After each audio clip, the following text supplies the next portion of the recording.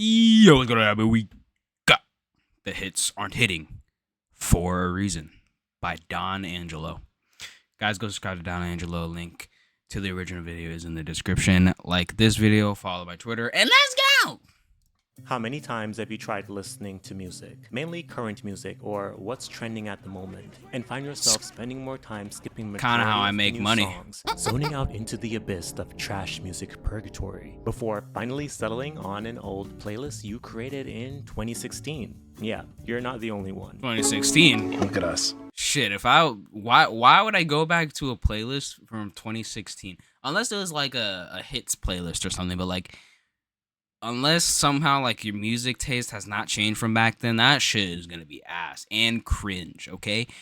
Like the playlist I had in 2018, that probably has some of the most cringiest songs ever, and I would never listen to them again. Wow, Hey, why would I ever do that? Look at us. The expectation new music cap. carried in the past used to bring nothing but pure joy and blissful delight. And now it only brings exhaustion. Hits of today don't carry the same weight like hits did back in the day. True. The hits of today have a shorter shelf life, meanwhile older hits are experiencing a resurgence or lasting longer on the charts, blocking newer tracks from peaking at higher positions because the hits aren't hitting. So for this video, let's explore the phenomenon of artists nowadays not being able to produce long-lasting hits anymore. Why is this happening? And is the internet really to be blamed Lola for this Young. predicament? I am Daniel, the Culture Boy.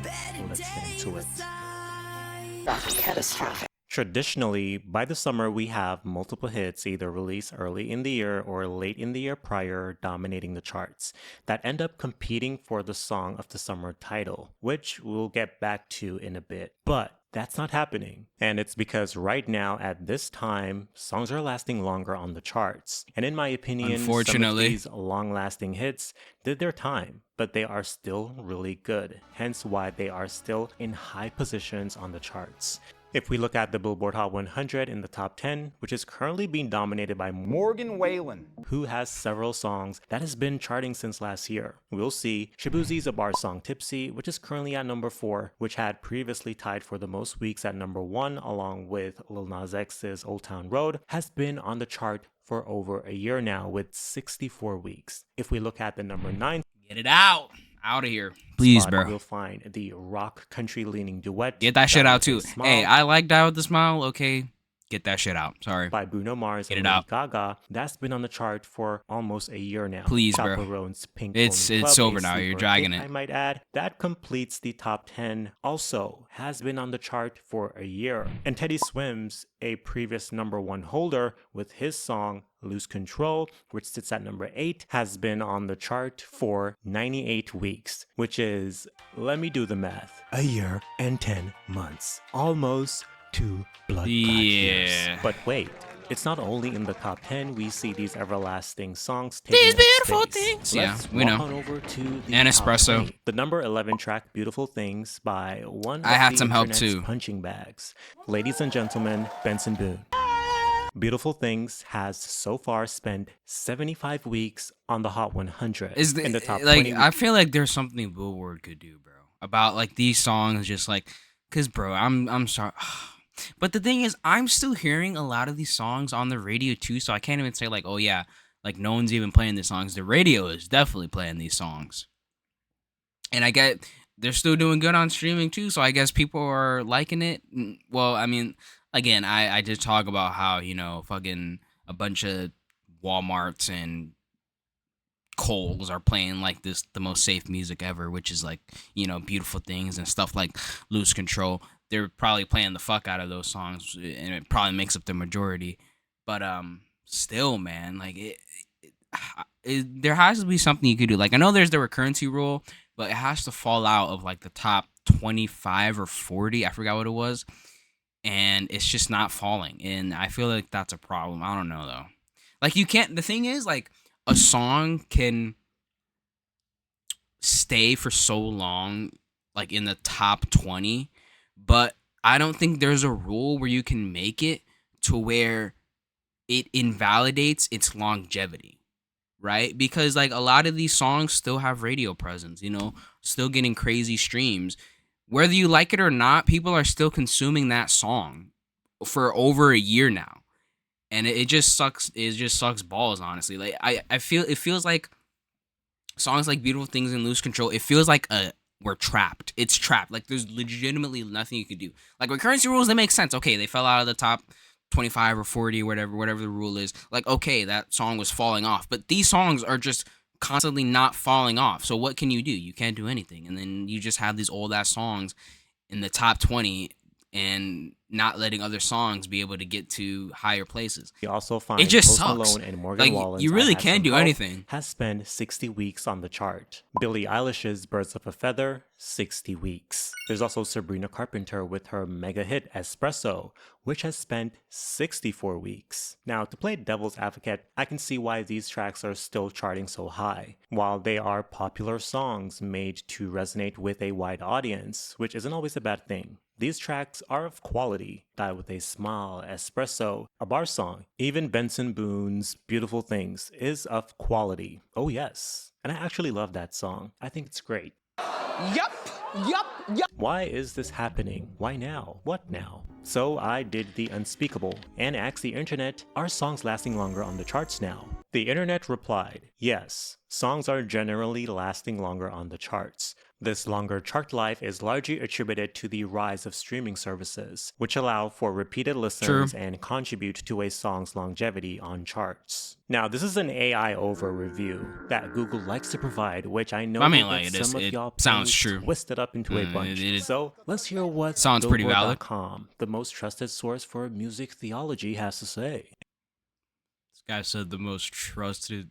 In this article by Jason Lipschutz, published back in May, has to be a troll. titled Hit Songs Are Lasting Longer on the Charts, But Why? In the article, Jason wrote, the Hot 100 always includes a wide swath of ubiquitous hits, but rarely have so many of those hits endured at once. On the Hot 100 dated May 24, 0 songs in the top 10 had spent a single-digit number of weeks on the chart. The average number of weeks spent on the chart by songs in the top 20 was 30.35 weeks. 5 years ago, on the Hot 100 dated May 30, 2020, that average was 18.75 weeks. On the recent Hot 100, a total of 9 songs in the top 20 had spent 30 weeks or more on the chart. 10 years ago, on the Hot 100 dated May 30, 2015, that total was 1 song in the top 20. The article continues, what's causing this period of smashes that last forever on the chart? Part of the explanation for the lack of 2025 chart movement is the glut of new pop voices from 2024 spilling over into a new year, says Spotify editorial lead Talia Cranes. I think that 2024 was such a crazy year for pop music and incredible music and artists. That was years in the making, she says. Cranes points to artists like Chappell Roan, whose Pink Pony Club is approaching 50 weeks on the Hot 100, and Charlie XCX, whose 2020 song Party For You is just now hitting the chart, who helped define the mainstream last year while also boasting ample back catalogs for fans to explore on streaming services. They were fully formed propositions, says Cranes. I feel like a whole new generation found their new favorite artist and their new favorite song, and they're digging in on that. Chart longevity may also be a product of post-pandemic timing, says Michael Martin, SVP of programming at Odyssey. After all, Before Losing Control lodged 92 weeks on the chart. The Weeknd's Blinding Lights and Glass Animals Heat Waves were quarantine-era anthems that previously set the record in April 2021 and October 2022 respectively. The fact that the record has been reset 3 times in the last 5 years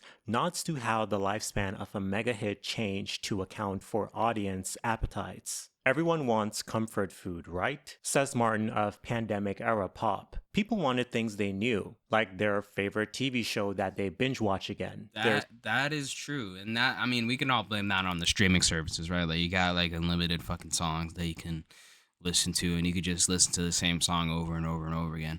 Why go out and try and look for a new song when you already got this one song that you've been listening to all the time, right? And also, something that also contributes to that is radio. Radio has been dying, let's be honest. Like, people voluntarily, like, listening to radio. I feel like that's dying, you know? Like, people aren't turning on their radio in the car anymore. They put on the aux, put on some Lil Uzi, some Lil Baby type shit. Like, you know, they're not They're not scrolling through the fucking stations on the radio being like, "Oh wow, Sabrina Carpenter's playing." Like, no, I'm sorry, no, not a lot of people are doing that. I mean, probably just a bunch of older people who are doing that. Well, I do that, but I do that with my mom, so it's kind of fun to see new songs that she listens to. Um, so yeah, I think what really contributes to radio nowadays is like just fucking. It's just nothing. You know what I'm saying? You probably don't know what I'm saying, but like people aren't going out and trying new shit. You know what I'm saying? Um, I I know they probably already said this, but like the quarantine definitely. Like I think quarantine had a lot of people try to maximize comfortability, especially during lockdown. So like people had their comfort shows, people, and now people have their comfort songs. They're listening to songs over and over, and not really caring for other artists and trying to listen to them. That's just how it is. Something about that familiar Unfortunately. song that they loved. Like people in the 2010s, a lot of people were still listening to the radio, so they were finding more new songs to listen to and listening to that. But nowadays, streaming is so huge that you don't even need to do that anymore. And wanted to keep hearing. Yet, Cranes points out that the key difference between the music industry of 5 years ago and the industry today is how viral hits are located and promoted by labels to set up longer chart runs. At the dawn of the TikTok era, unknown artists with a viral spark were quickly signed and I pushed guess to radio. honestly, you might be able to say that TikTok like kind of replaced radio and that music discoverability. Programmers and streaming services. Thing with TikTok though, I feel like it's way different than radio, but I don't know how to explain it. Like it's a different vibe. You know what I'm saying? Like I feel like there's TikTok songs and then there's mega smash hits. You know what I'm saying? Like you might hear a song on TikTok a lot, but like it never charts ever. Like I feel like there's so many of those. You know what I'm saying? But on the radio, like if they're playing a song, it's huge. You know what I'm saying? Like you might what's the song? Tech It. Tech It was not it did not chart on the Hot 100 in America. It was a huge song on TikTok. Everyone knows it, but it never really like charted like that. But like if I heard and I would hear Tech It on TikTok, but if I heard a song on the radio, like, oh yeah, this is most likely like on the Hot 100 or very huge in the world right now. You know what I'm saying? It's just different, I don't know. Now, artists like Swims, who was signed to Warner Records in late 2019 after some YouTube covers made noise, are often developed for years before a single receives mainstream promotion. So, to put it simple, songs from 1 to 2 years ago that are of high quality are now impacting the charts, putting songs released in 2025 on the back burner. Makes sense. Now, does this mean that the songs being released now are not good enough or they can't compete with older hits and audiences they can't choosing compete to stream these older hits longer being a sign that hits of present day are not hitting? Possibly. If you can remember, I had the opposite conversation right here on my channel last year in the video titled The Industry is Crumbling. In that video, I touched on many topics, including high-profile songs going what does Diddy have to do with Ice Spice? Departing the top 10 after spending 1 to 2 weeks at the top spot. Ariana Grande's Yes and spending only 1 week atop the chart. Texas Hold'em by Beyonce did only 2 weeks at the top spot. Taylor Swift. Wait. I wasn't listening. Number one, then quickly the petition. Right here on my channel last year in the video titled The Industry is Crumbling. In that video, I touched on many topics, including high-profile songs going number 1, then quickly departing the top 10 after spending 1 to 2 weeks at the top spot. That's been like that for a while. Since 2020, honestly. Texas Hold'em by Beyonce did only 2 weeks at the top spot. Taylor Swift featuring Post Malone, Fortnite, spent a fortnight at number 1, and the list goes on of tracks departing the top spot faster than you can say gibberish on TikTok. When you think of Song of the Summer, what comes to mind? Is it Rihanna's global smash Umbrella released in 2007? Katy Perry's 2010 What comes to mind? Teenage Dream. Cheerleader song.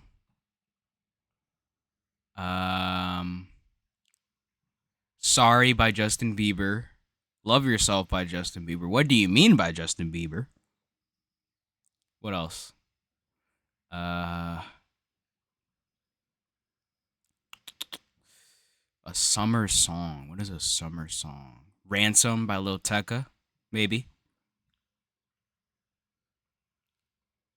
There's probably other examples that I'm probably missing. California Girls. Is it Usher's Yeah? Or Lil Wayne's provocative 2008 single, Lollipop? Maybe it's Carly Rae Jepsen's Call Oh Me yeah, Maybe, this is definitely or a summer song. Beyonce's Crazy in Love. Yeah, definitely all a of summer the song. above are unquestionable summer songs Yeah, of yeah. past years that will live on forever. However, in relation to today's song of the summer, there seems to be no definite I'm sorry, Ordinary is not song of the summer. Sorry, that is, like it, if you actually think that, then that is stupid. Sorry, the fly in my room. song of the summer, while Kendrick Lamar and SZA's hit Luther, which dominated Sadly, I think the closest song of the summer we have is probably Nokia. Maybe. Like like Nokia feels like most song of the summer. You know what I'm saying? Um, Love Me Not has been getting big, but that doesn't. I don't know why, but that doesn't feel summery to me. You know what I'm saying? There's like some songs that just don't feel summery. You know what I'm saying?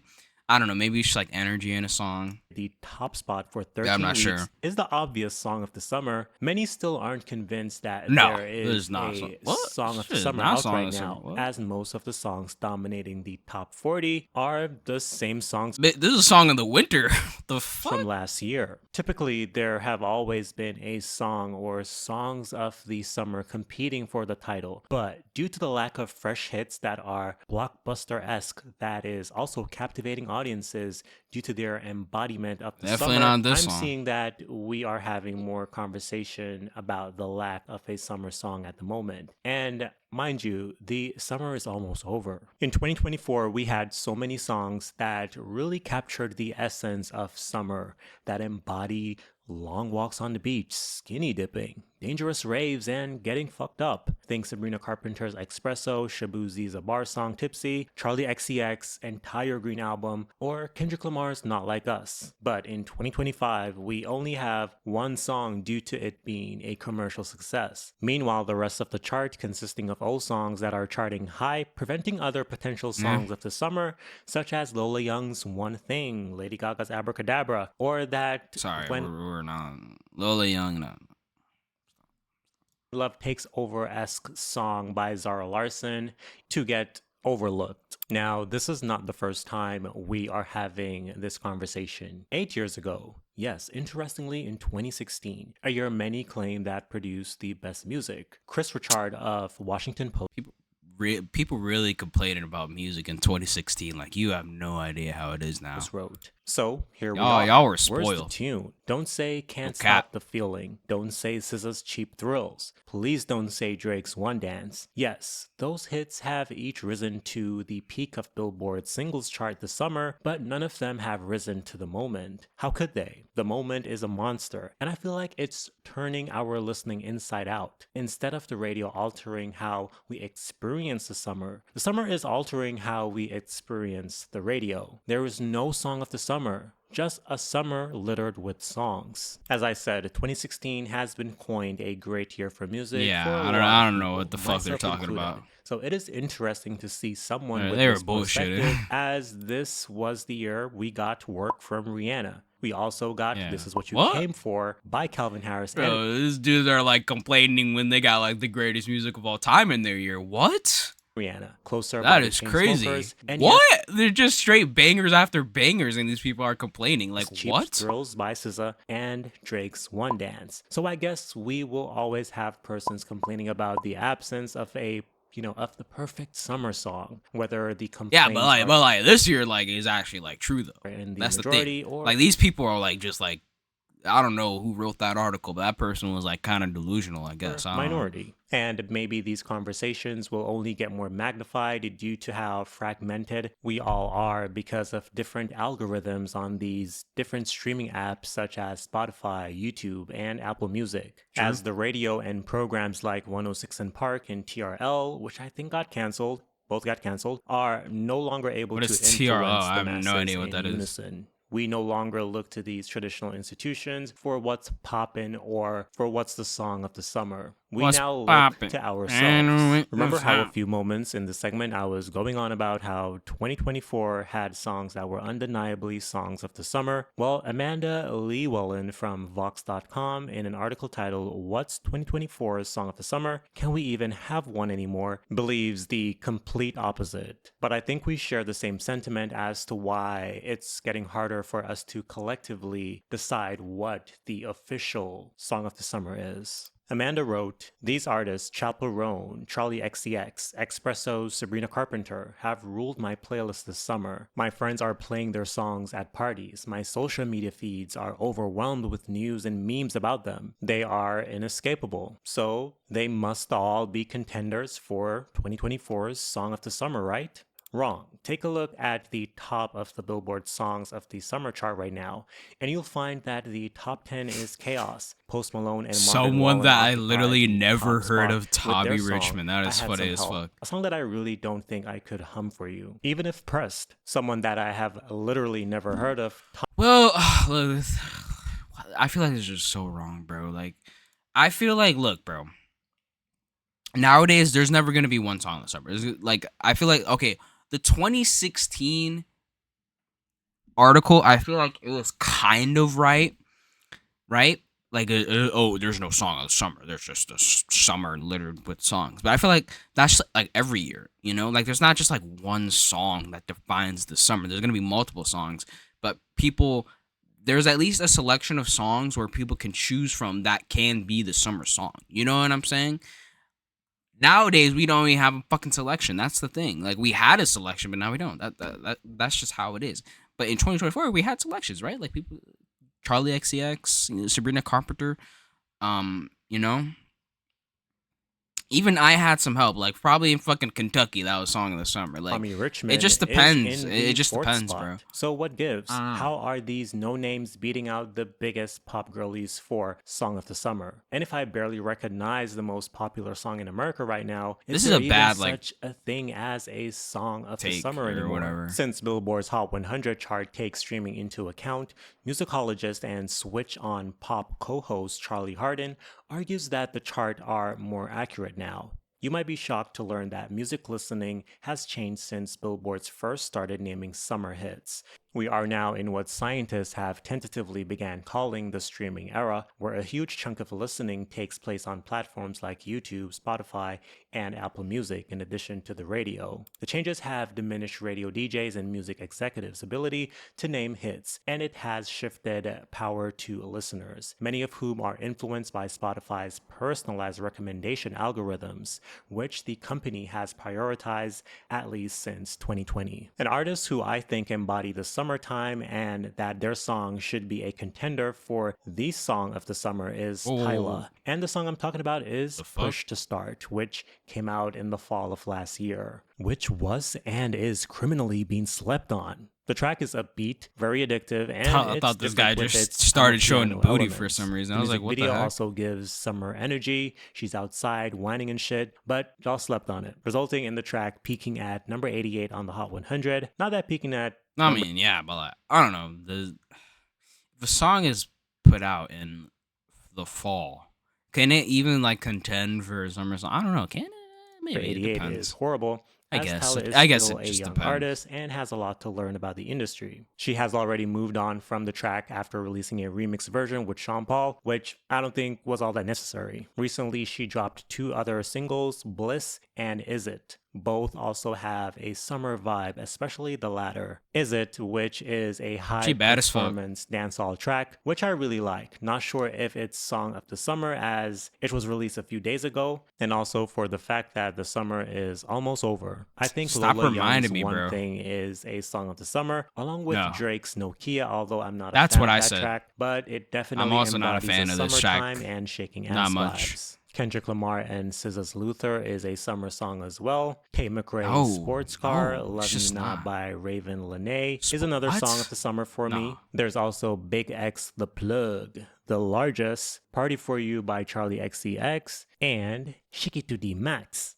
by Molly, Silence Addy, Skillbang, and Shensia. Let me know your songs of the summer in the The comments. song Is the videos like internet Lola killing Young music, propaganda or or is the something. I don't internet even like really what's to be happening. blamed for this predicament of the lack of an official song of the summer? Is the current hits dilemma where newer songs aren't lasting as long like they used to, resulting in older songs the lasting middle longer of on the the charts, night. should be blamed on the internet as well? In terms of the Hot 100, it used to be the place for the stars and who's about to be a star, and now that's not happening because of streaming. We are seeing artists in the top 40, but no one knows who they are. Back in the day, if your song wasn't playing on True. the radio or being purchased, I could probably you go wouldn't outside crack and the ask people who mainstream. Alex And Warren sure, is. They're gonna be during like, "Who the physical fuck is era that?" of music, there were times when it felt like an artist came, score a major hit out of nowhere. But that was the exception. I'm gonna go not the outside and norm. ask people And who Teddy now Swims it is. has Who the become fuck is Teddy normal Swims? to not know who is charting in these high positions on the chart.